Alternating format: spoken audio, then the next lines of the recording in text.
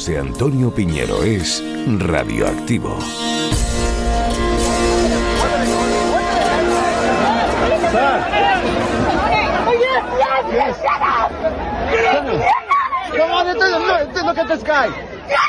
Episodio 8. Prólogo.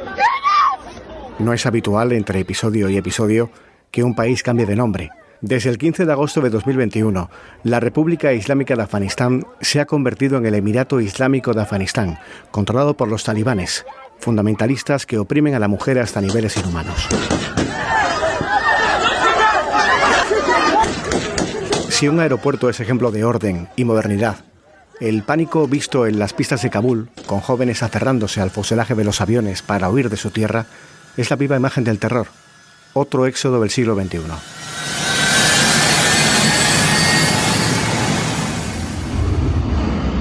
Es el abrupto final a la coalición internacional de la OTAN, liderada por Estados Unidos, que nació tras los atentados del 11S para derrocar a unos radicales que recuperan así el poder. La primera impresión es visceral. Vaya pérdida de tiempo, de dinero, de vidas. Pero ¿quién soy yo para opinar sobre Afganistán? 3 días después de la recuperación talibán de la capital, mantuvimos una charla con la reportera de guerra Maite Carrasco, que cubrió el conflicto de Afganistán para Telecinco en 2008. Maite Carrasco es la codirectora, guionista de la serie documental Afganistán, la tierra herida, que radiografía los últimos 50 años del país para entender el presente y vaticinar un futuro cada día más incierto. A continuación tienes media hora con lo fundamental de la entrevista a Maite Carrasco, una entrevista que tuve la ocasión de compartir con las periodistas Pepa Ariza y Eva Mateo y que dura el doble. Tienes el vídeo completo en Radioactivo, la cuenta de este podcast en Instagram.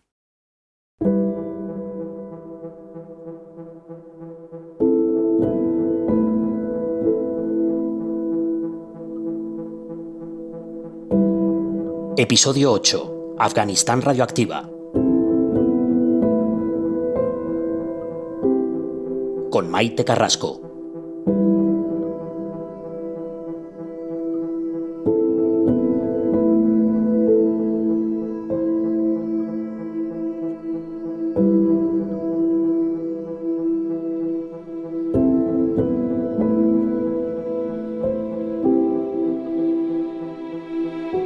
A ver si lo he entendido bien. Esto no se podía evitar. El final de la salida de Estados Unidos estaba prevista, pero no se podía evitar el caos que ha sido esta implosión que ha sido el país en los últimos días. Sí, desde luego. El gran problema es que todo esto se podía haber evitado, se podría haber planificado, ¿no? Pero lo que estamos viendo ahora y constatando es el abandono absoluto y total y el descaro con el que las grandes potencias ahora mismo pasan de todo, ¿no? Por hablar así rápido y pronto.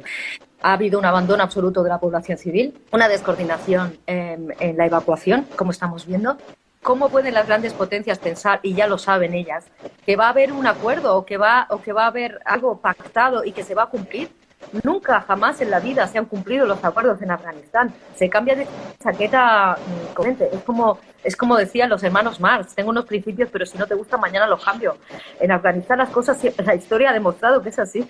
Entonces, lo que no puedo entender es que nos digan que se había llegado a un acuerdo con los talibán, que seguramente se habrá pactado que no acojan a terroristas y que se distancien de Daesh y de Al-Qaeda, pero ¿quién garantiza que eso se va a cumplir? Eso es absurdo, es que desde mi punto de vista. Y luego que se hayan dado las llaves de la ciudad sin pegar un tiro, está clarísimo que se ha vendido claramente el gobierno y que ahora se va a negociar a Pakistán a ver, como siempre se hace, de forma espontánea, a ver cómo se resuelven los asuntos en Afganistán, cruzando los dedos para que no haya una guerra civil. Pero es que ahora mismo el escenario es muy volátil, no se sabe lo que va a ocurrir. Da la impresión de que no hemos entendido realmente nunca la sociedad afgana, de que hay mucha diferencia entre varias Afganistanes, me permite la expresión, ¿no? Por las zonas en las que uno se mueve. Sigue habiendo, una gran diferencia de clases y todo eso ha chocado evidentemente con el mundo, con la globalización, con el interés militar, con los Estados Unidos, con las alianzas, con la venganza norteamericana por el 11S. Aquí ha habido, entiendo que muchos factores, pero tú eres la que ha vivido ahí y que ha convivido con los afganos y con las afganas. Ellos, ¿qué te decían de esa esperanza de futuro que supuestamente era que los occidentales llegáramos allí armas y con tecnología. ¿Ellos qué pensaban de todo esto? Yo, para responder, el intercambio que tuve con mujeres fue muy interesante. En Herat, por ejemplo, cuando llegué, hice una noticia sobre las mujeres que se quemaban, ¿no? Que es una cosa que sucede mucho en Afganistán, que el suicidio es echarse gasolina por encima y quemarse. Pues me reuní con un grupo de mujeres y me decía, bueno, Maite, pero una pregunta, ¿vosotras en España un hombre se puede casar con 4 mujeres? O sea, no tenían ni idea de cómo era la cosa, ¿no? O sea, hay de todo. Tú vas a Kabul y ves a gente donde está la élite, a los intelectuales, y luego te vas a zonas muy remotas de Afganistán, donde la gente no ha visto absolutamente nunca, ¿no? Ahora ya más, pero hay zonas escarpadísimas. Es decir, estamos hablando de un país con zonas muy remotas, muy en Hindu Kush, muy, digamos, montañosas y de muy difícil acceso, ¿no? Y con un clima tremendo. Es decir, este es el problema de Afganistán. Afganistán es un país ingobernable que desde desde los primeros conquistadores, Alejandro Magno, ningún país extranjero ha podido poner un pie allí. A todos les han echado a patadas. Esto es lo increíble de Afganistán, ¿no? Son personas, mira, bellísimas. Yo no he visto rostros más bellos en mi vida que en Afganistán. Son personas de gran corazón, también tienen mucha disparidad étnica y este ha sido su gran problema, que no llegan a ponerse de acuerdo nunca entre las etnias, ¿no? Y desgraciadamente pues tienen muchos encontronazos de poder interno también. Pero la gran maldición de Afganistán es el exterior, porque siempre ha habido poderes externos que quieren manejar Afganistán. En estos momentos, Pakistán, que Pakistán es la gran piedra en el zapato de Afganistán, porque desde hace años que quiere tener manejo sobre este país, ¿no? Y esto es lo que está ocurriendo, que ahora está ganando, ¿no? Yo desde mi punto de vista, y te lo digo en 3 frases, estaba todo orquestado desde que se firmó ese acuerdo secreto, que nadie sabe lo que se ha firmado entre los americanos y los talibán. Esto se va a pique. Hay gobiernos que están detrás y que son mucho más fuertes que los talibán. Ha habido mucha ayuda de los yihadistas, sobre todo los rusos, que estaban en Siria y que se han ido a ayudar a la toma de Kabul ahora.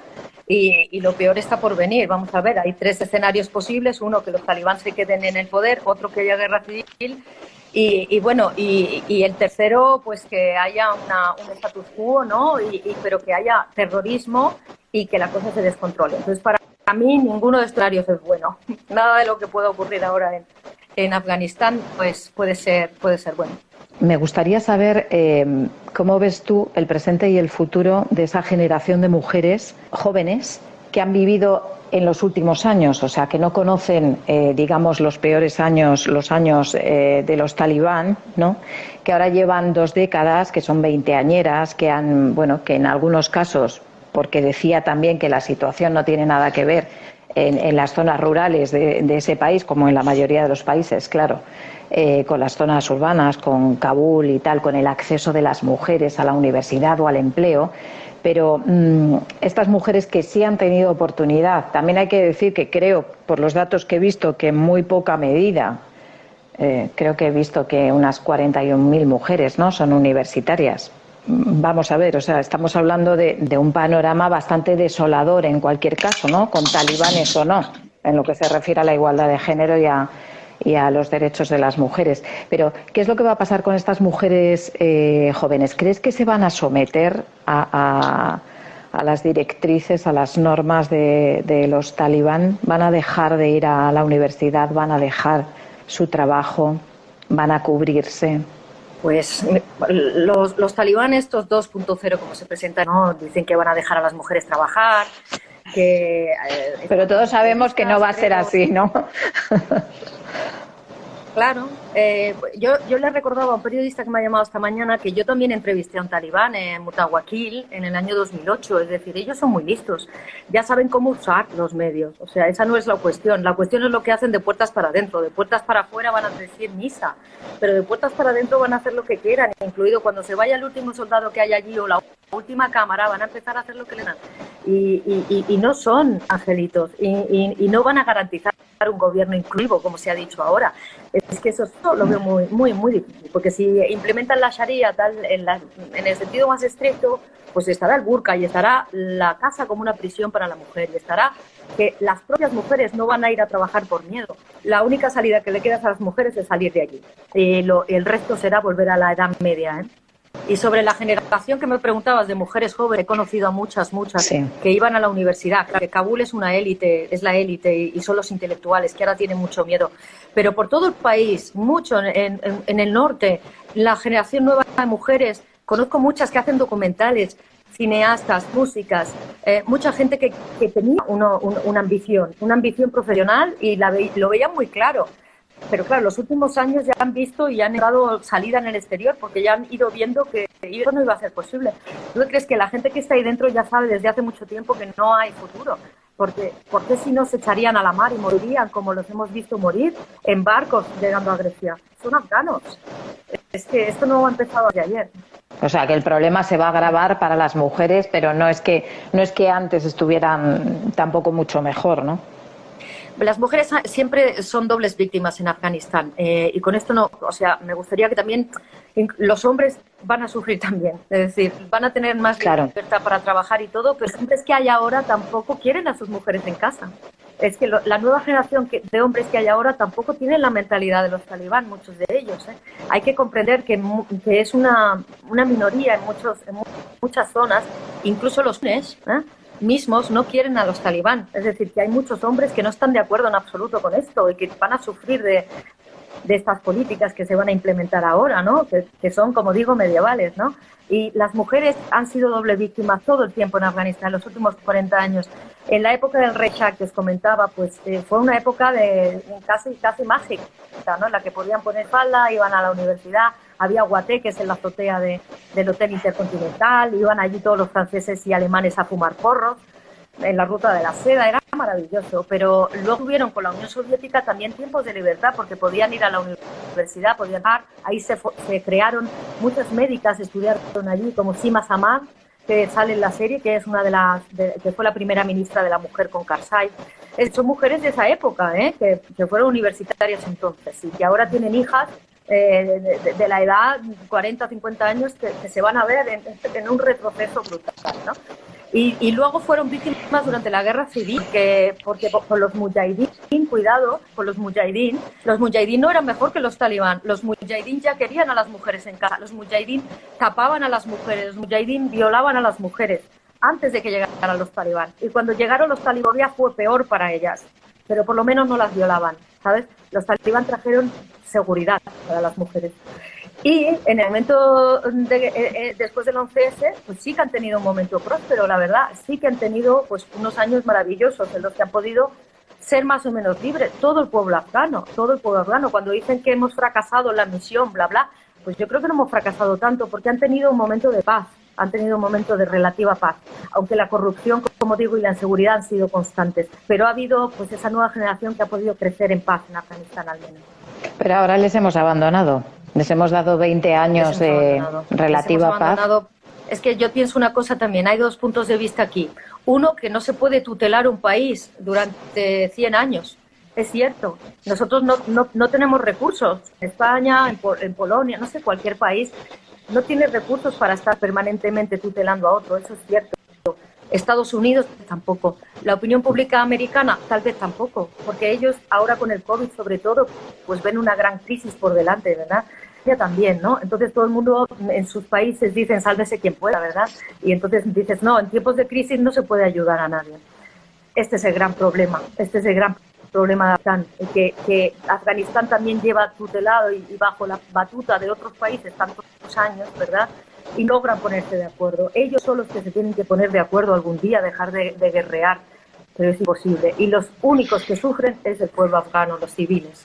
A mí como trabajadora de organismo internacional y trabajando siempre en temas de cooperación, me interesa mucho este último tema que sacaba Pepa, ¿no? De las mujeres, de los derechos humanos y de la situación real del pueblo, ¿no? Porque a mí me daba una sensación de se avanzó algo y esa paz, ¿no? relativa de la que tú hablabas, ¿no? que han gozado durante este tiempo, pero claro, las estadísticas son demoledoras. O sea, se habla, yo creo que es de un 85% de población analfabeta, en particular en las niñas, decías, ¿no? Porque al final Afganistán no es solo Kabul y hay mucha zona rural en donde la situación nada tiene que ver con la capital.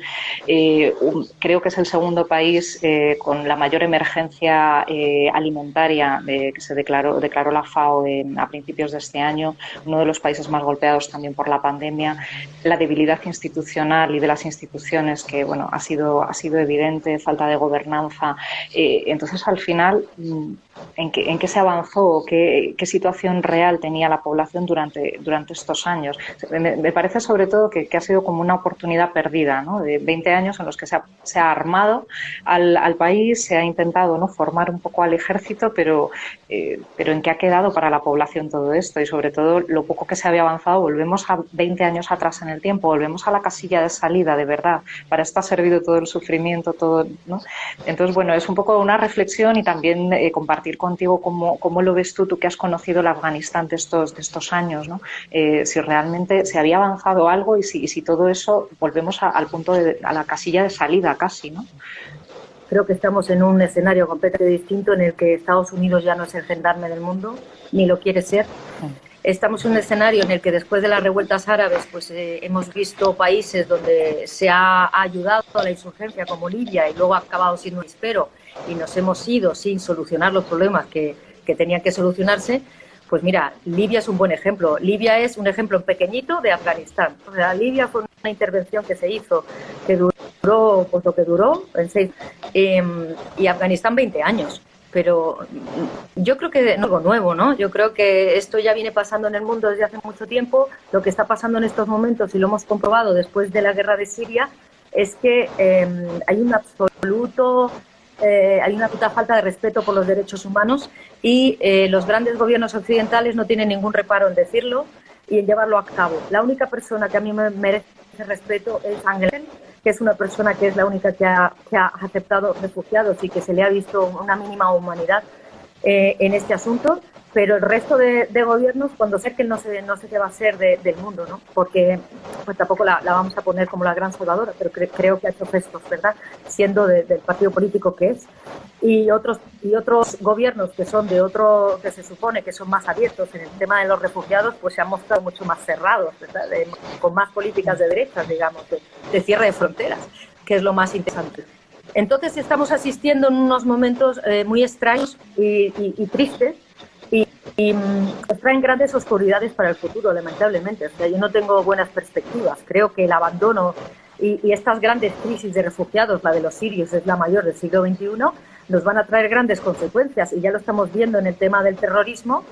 Y el terrorismo que viene ahora es algo que preocupa a mucha gente, ¿no? Porque si ahora los talibán llegan a instaurarse ahí en el poder y se quedan en ese territorio, pues no sabemos si realmente van a descolarse de Daesh y de Al-Qaeda, qué va a pasar con ese territorio junto a Pakistán y si realmente vamos a poder controlar o ver lo que va a pasar ahí y las consecuencias que ya sabemos que tiene en Europa, porque Europa y Estados Unidos son el enemigo número uno del terrorismo internacional, de la yihad sin fronteras, de Al-Zarqawi, ¿no? No sé, yo creo que estamos entrando en una vorágine muy peligrosa, que vamos a hacer muchos análisis y muchos escritos académicos pensando en qué va a pasar, pero ninguno de los escenarios es bueno. Una segunda pregunta que está relacionado justo con esto último que decías, Maite, de los refugiados, ¿no? Las declaraciones, por ejemplo, que hizo Macron ayer, ¿no? Diciendo que tenemos que gestionar esto de la crisis migratoria, ¿no? Que parece que es lo que al final nos importan las guerras cuando sus consecuencias o la guerra está en nuestro territorio, ¿no? Mientras esto tanto, es un poco igual que la incongruencia o bueno, la imagen que dan los talibanes, ¿no? Cuando dicen una cosa y hacen otra, pues Europa y el mundo occidental en general en el tema de la inmigración es algo parecido, ¿no? Nos tiramos todos de los pelos cuando vemos lo que vemos, hay que ayudar a esta gente, hay que hacer algo y luego no se hace nada. Y esto yo no sé si se puede llegar a convertir en otra crisis siria mal gestionada por Europa o bueno, lo que ya hemos vivido, ¿no? Estamos asistiendo como a un nuevo equilibrio mundial, ¿no? Y las fichas, esos países se convierten en fichas de nuevo como lo fueron durante el día. lamentablemente hay países que les toca, ¿no? Y Afganistán es uno de estos países. Y el otro día estaba hablando con Salem y que ha huido. Y yo le decía, ¿por qué os habéis ido la nueva generación sin luchar? Y me decía, bueno, Maite, ¿cómo vamos a luchar? ¿Cómo vamos a coger las armas y morir por un país? Y han muerto 50.000 soldados afganos en estos tiempos contra los talibán. ¿De qué va a servir mi vida si luego hay fuerzas más poderosas que nosotros que se van a hacer con este país? ¿De qué va a servir que yo pierda mi vida? Ya no creo en la patria, ya no creo en este país, ya no creo en que tengamos una paz porque yo coja las armas y yo vaya a garantizar la paz de mi país, porque hay fuerzas oscuras más grandes que nosotros. Y esto es lo que está ocurriendo en estos momentos, que cuando Biden dice eso de que no vamos a quedarnos en un país que ni siquiera quiere combatir él mismo, los soldados afganos no quieren combatir y se van, es una gran mentira, es una gran mentira. Los soldados afganos no quieren combatir porque no les merecen, porque su futuro no lo deciden ellos y no lo decide el último soldado que está en la trinchera, ni mucho menos. Ni siquiera lo decide el gobierno de Kabul, lo deciden otras personas. Así entiendo perfectamente que esa nueva generación de personas no quieran luchar y que se vayan, ¿no? Entiendo que habéis hecho en tu productora un trabajo de periodismo de investigación documental importante para realmente entender cómo ha sido la historia de Afganistán en los últimos años, que perfectamente explican qué es lo que está pasando ahora. Ese documental, lo recordamos, es Afganistán, la tierra herida, y que ya en sí el título dice mucho de efectivamente las cicatrices que tiene por gobiernos y por estados y por tribus también esa tierra que tú tanto quieres. Tiene un presupuesto de 1,5 millones, la ha hecho la productora Lux Films. Y bueno, la verdad es que cuando nos lo propusieron fue un trabajo titánico porque nos dimos 600 horas de archivo. Os podéis imaginar lo que fue pues como buscar las joyas, ¿no?, de la corona y ponerlas ahí como esos pases de modelo impresionantes con esa mujer con un burro en tejuelas, pero lleva minifalda además, o sea, que es alucinante, ¿no? Y ves también a todo lo que comentaba antes, esos guiris, hippies, que hay muchas películas de 8 milímetros de los alemanes que grababan ellos allí y que iban a fumar porros, claramente, a Afganistán y hacían toda la ruta de la seda. Y ese es el primer capítulo en el que poco a poco vas viendo pues cómo Afganistán entra en épocas oscuras, ¿no? En esos años, y en el primer capítulo es cuando Afganistán pues entra en sus peores pesadillas. La primera guerra civil, que fue con los golpes de Estado que dieron Araki primero y luego Amin. Fueron dos personajes oscuros tremendos manejados por la URSS que dieron de Estado uno primero y otro después. El segundo mató al primero, imaginaros. Y ahí hubo unas purgas tremendas. Se mató a la mitad, bueno, a muchísima gente, fosas comunes. Fue tremendo y fue lo que propició la entrada de los soviéticos, que tuvieron que entrar a poner orden en principio, pero ellos pensaban que iba a ser entrar y salir y se quedaron 10 años. El segundo capítulo es la época soviética y esos 10 años de lucha contra los soviéticos y el nacimiento de los héroes, de los mujahidines y los héroes que el mundo entero vio como los freedom fighters, ¿no? Y que fueron el origen en realidad del terrorismo tal y como lo conocemos ahora, ¿no? Ahí es donde estaba el comandante Massoud, que era guapísimo, que se hizo muy famoso en Francia sobre todo, ¿no? Y las leyendas mujahidines que luchaban contra los soviéticos.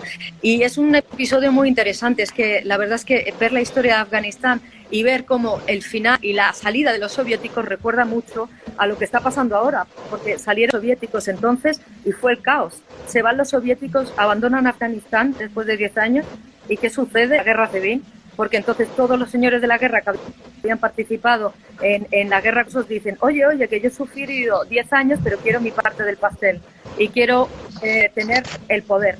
Y entonces se monta la de Dios y Kabul se separa en partes y se convierte durante muchísimos años, en 3 años, en una guerra civil tremenda en la que la población civil sufre muchísimo, ¿no? Y sufre esa población que digo que ahora está huyendo y que eran jóvenes, que tienen 40, 50, 30, 40 años ahora y que ahora no están dispuestos a coger las armas porque ya saben lo que hay ahí. Toda la gente que está ahora negociando esta transición eran personajes de esa época, os lo podéis imaginar, que estaban ahí, señores de la guerra durante la guerra civil. Es que es tremendo, ¿no? Y luego el tercer episodio, entran los talibán, salvan a la población, que les aplaude al entrar porque ya no podían más, y los talibán se quedan hasta los 11. Y el último capítulo es las tropas americanas y el recibimiento de las tropas americanas, y un poco hasta al año 2008 llegamos. Pero es que es tan interesante verlo. O sea, yo me disfruté en el sentido de la palabra intelectual haciendo la serie, me pareció increíble, cosas que yo no conocía, y fue para mí esa serie es como una enciclopedia ahora, ¿no? Es como una serie histórica. Esta serie es una serie financiada principalmente por NDR alemana, por Al Jazeera y por Arte. Entonces, ahora mismo Arte lo está reponiendo y se puede ver en alemán y en francés, ¿no? Ahí está. Se puede ver en alemán y en francés, y además, bueno, la semana que viene nos dan un premio, nos han dado, que es como el Goya alemán. Ahí va el premio. Enhorabuena. Ahí va. Enhorabuena, Maite. Al Goya alemán, enhorabuena. Lo recojo el próximo día 26 y bueno, y la verdad es que estamos súper felices y no se puede ver más que allí y en otros muchos países que se ha vendido. La serie es de Lux Films y en España se están negociando los derechos. Vamos a ver si se puede ver aquí pronto y lo anunciaremos a bombo y platillo cuando esté. Pero la verdad es que es maravillosa la versión en inglés, tampoco ha salido, y la voz es del mismísimo Jared Hosseini, el autor de Cometas en el cielo, que se prestó a ponernos su voz, que es un señor maravilloso, además que lo conocimos, lo vimos en persona, sí, y es un tipo genial, que además de yo admirarlo personalmente, pues que trabajara con nosotros fue increíble, ¿no? Y él pues puso la voz y la narración, y para mí es un plus, ¿no? Yo esa serie no la doblaría, la dejaría con la voz de Jaled con subtítulos, ¿no? Bueno, aquí doblamos todos, ya sabes. Se doblará. Mira, yo lo que sugiero, si alguien que quiere recoger el guante, porque voy a dejar la pelota votando, es que es el momento de tener esa serie en el catálogo de una plataforma en España. Es el momento de un canal en abierto la emitiera tal cual, ¿vale? Sin doblar. Es una serie que además, como tú decías, por cómo está hecho la narración de toda la historia de Afganistán, es francamente recomendable escucharla con auriculares, pero yo diría más, es una serie para ahora estar viéndola en pantalla grande en el cine, en un momento en el que el cine necesita el apoyo de la cultura de todo, y yo creo que es como la calidad de la imagen, como todo está grabado, casi todo en 8 milímetros en la primera etapa, ¿no? Todo es película, realmente merece la pena verlo en pantalla grande, porque es meterte en la historia de un país que yo hablo en primera persona, desde mi ignorancia, creo que no tenemos idea realmente tampoco en España, por más que le hayamos contado, de qué es realmente Afganistán. O sea, yo creo que ha pasado tanto tiempo, fíjate que duele decirlo, pues miraba el dato antes de entrar en el directo, son 102 españoles muertos, militares, policías, algunos traductores, en estos 20 años, ¿no? Son más de 3.000 soldados fallecidos en esos 20 años. Se han gastado, como se ha publicado estos días, 2 billones con B de euros en esta campaña, para, como hemos concluido al final todos aquí, y tú la primera, esto no solamente no es para nada, sino que es dejar a los pies del caballo a una sociedad que no se merece esto. Yo creo que estamos llegando a un fin, pero quería que tú pusieras ese final, ¿vale? Y que hicieras, si te atreves, porque esto, para ser un periodista, nos cuesta, ¿no? Porque luego nos ponen esto en la hemeroteca. Pero arriésgate. ¿Cómo será Afganistán dentro de medio año? Esto es súper fácil, Maite. Fácil, te lo he para puesto. preguntas fáciles no estamos. Francamente no lo sé. O sea, hemos hablado de escenarios antes. El primer escenario que puede ocurrir es que las grandes potencias se pongan de acuerdo para que reconocer el gobierno talibán, porque ahora mismo hay un vacío de Estado, se pongan de acuerdo y todas digan, vale, reconocemos este gobierno con unas condiciones, y los otros la firmen y se cumpla.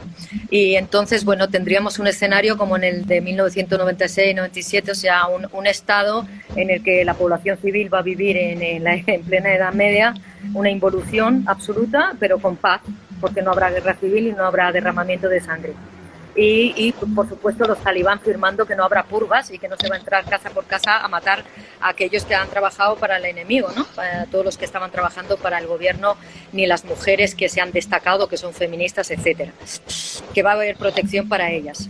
Esto es un escenario que es el mejor de todos, imaginaros. El segundo escenario es que no se llega a ningún acuerdo y que la gente que ya está en el Valle del Panjshir, el hijo de Massoud y un miembro del gobierno, se pongan de acuerdo para lanzar desde allí, porque vamos a ver, el Panjshir es famoso por su resistencia. En el Valle del Panjshir no entraban ni los soviéticos durante la guerra de los soviéticos, no entraron nunca. Son un ejemplo de resistencia y si deciden luchar, pues van a luchar y entonces se va a montar una guerra civil, porque no van a ser ellos solos. Luego vendrán los de Dostum, los de no sé qué, los de siempre, ¿no? Los que ya se conocen porque eso está organizado así desde hace mucho tiempo. Y el tercer escenario es que, y muy peligroso, es que no se pongan de acuerdo entre ellos los talibán y que empiecen a luchar entre ellos en pugnas de poder entre el Daesh, Al-Qaeda y los talibán en su propia guerra interna por la yihad global, porque ellos no se ponen de acuerdo en cómo quieren hacer eso tampoco. Ese sería el peor de los escenarios y el más tremendo y terrible para todos. Que el Daesh quiera hacerse con el poder allí, que impulse a los talibán para llegar hasta Afganistán y que tengan un territorio como ya han tenido en el norte de Siria durante la guerra. Maite, eres un cielo. Gracias por tu tiempo. Mucha suerte. Enhorabuena por el premio y que nos veamos muy pronto para mejores situaciones. Gracias a todos, a los que han asistido y a los tres por ser tan maravillosos preguntando. Un beso. Gracias, Maite. Un beso. Te queremos, Maite. Chao. Cuídate mucho.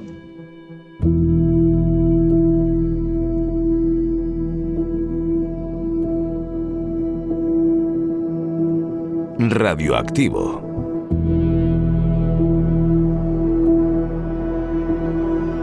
Episodio 8. Epílogo. Pero no te olvides de Haití.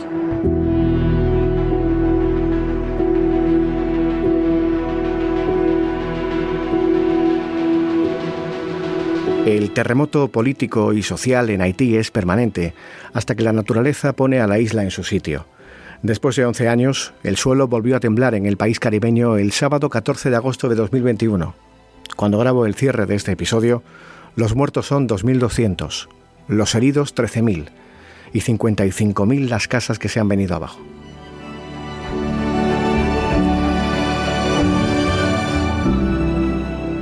Y sin embargo, no te olvides de Haití.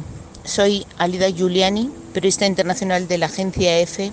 En 2010 visité Haití para cubrir la información del devastador terremoto que acabó con la vida de casi 300.000 personas. Desde entonces he vuelto varias veces a ese país. He podido comprobar la situación tremenda que viven los haitianos. Un país con muy pocas posibilidades de desarrollo. Y allí conocí a Alexis, un haitiano que lo perdió todo en ese terremoto, familia, mucha gente, y que desde entonces empezó a trabajar con los Bomberos Unidos Sin Fronteras de España y que sigue ahí, al pie del cañón. Yo podría contaros muchas cosas de lo que pasa en Haití en estos momentos, pero creo que es mejor darle voz a él. Hola, saludos a todos, espero que todo vaya bien. La situación por el momento es muy mala, es muy complicada para la gente que está todavía en las calles, sin techos, que están buscando dónde para entrar, para vivir. Y la gente necesita ayuda médica, ayuda de rescate, ayuda de todo. Agua hace falta mucho y comidas les hace falta. Y la situación también es similar al 2010 y un poco complicado de 2010. Me explico. En 2010 la mayoría de las víctimas fue centrado en Puerto Príncipe y alrededor, que no tan más alejado. Hay una zona, hay una parte del país que está totalmente afectada con este terremoto. Estamos contando a las víctimas, los muertos por el momento, pero los campesinos que viven alejados ya están afectados también. Tienen la mayor probabilidad que no contan muchas estas personas. Lo peor de todo, de las informaciones que yo tengo, aparte de los amigos que yo tengo que me hacen llegar, hay personas que están víctimas por derrumbes de tierras. Los heridos, los fracturados están llegando, lo más grave, están llegando en la capital por vía de helicópteros que vienen de la parte de la ONU, de la parte de Estados Unidos, de la parte de unos privados, y la situación es muy, muy complicada. Y por el tema de necesidades, sí necesitas muchas cosas por el momento. Ese es Alexis, una persona maravillosa que trabaja incansablemente a pesar de todo porque su país tenga un futuro.